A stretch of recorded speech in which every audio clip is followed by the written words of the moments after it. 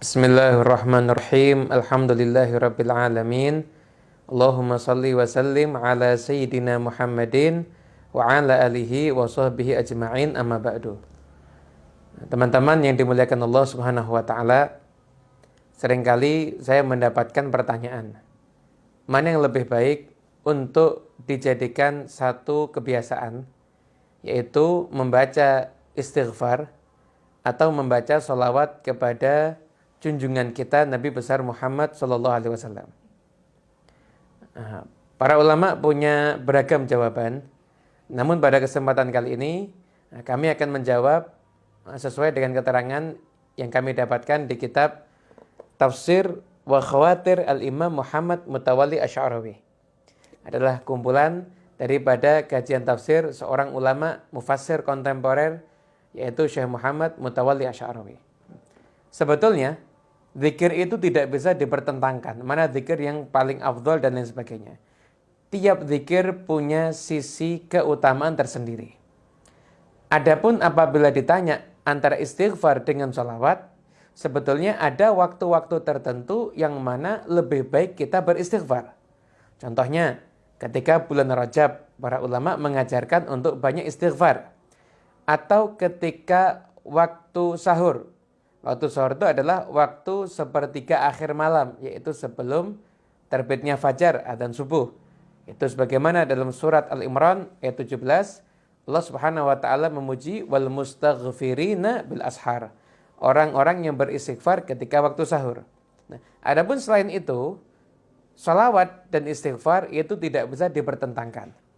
Justru Syekh Muhammad Mutawalli Asy'arawi beliau menyatakan sholawat kita kepada Nabi Muhammad SAW itu adalah bagian daripada istighfar itu sendiri. Jadi di dalam kita bersholawat kepada Nabi, maka sekaligus kita itu beristighfar memohon ampun untuk dosa kita semuanya. Sebagaimana yang tertera dalam hadis yang beliau cantumkan dalam kitab ini, yang diriwayatkan oleh Imam Ahmad dan Ibn Hibban, bahwasanya suatu ketika ada seseorang yang mendatangi Rasulullah SAW. Kemudian orang itu bertanya, Mas salatu alaika ya Rasulullah.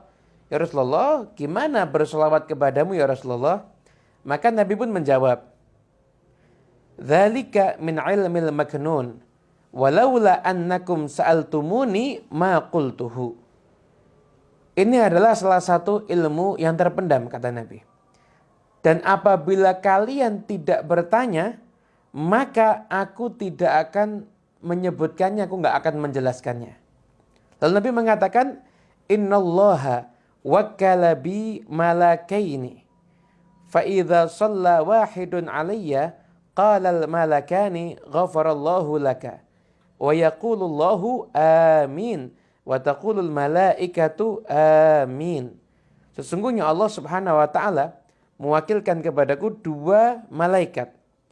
Apabila ada satu orang yang bersolawat kepadaku, maka kedua malaikat yang di sisiku tersebut akan mendoakan orang tersebut seraya menyatakan ghafarallahu laka, semoga Allah mengampuni kamu.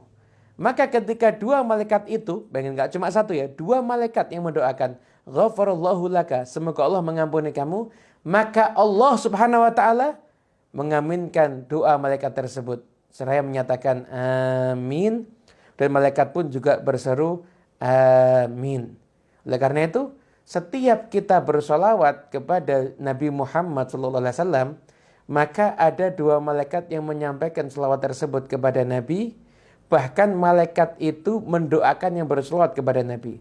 Dua malaikat mendoakan ampunan untuk orang yang bersolawat kepada Nabi Muhammad SAW. Oleh karena itu, mari kita jadikan hidup kita isi penuh dengan sholawat kepada Nabi Muhammad SAW. Jadikan duduk kita sholawat, jadikan berdiri kita sholawat, jadikan kita semuanya di dalam keadaan apapun juga kita bersolawat kepada junjungan kita Nabi besar Muhammad SAW. Semoga berkah untuk kita semuanya. Wassalamualaikum warahmatullahi wabarakatuh.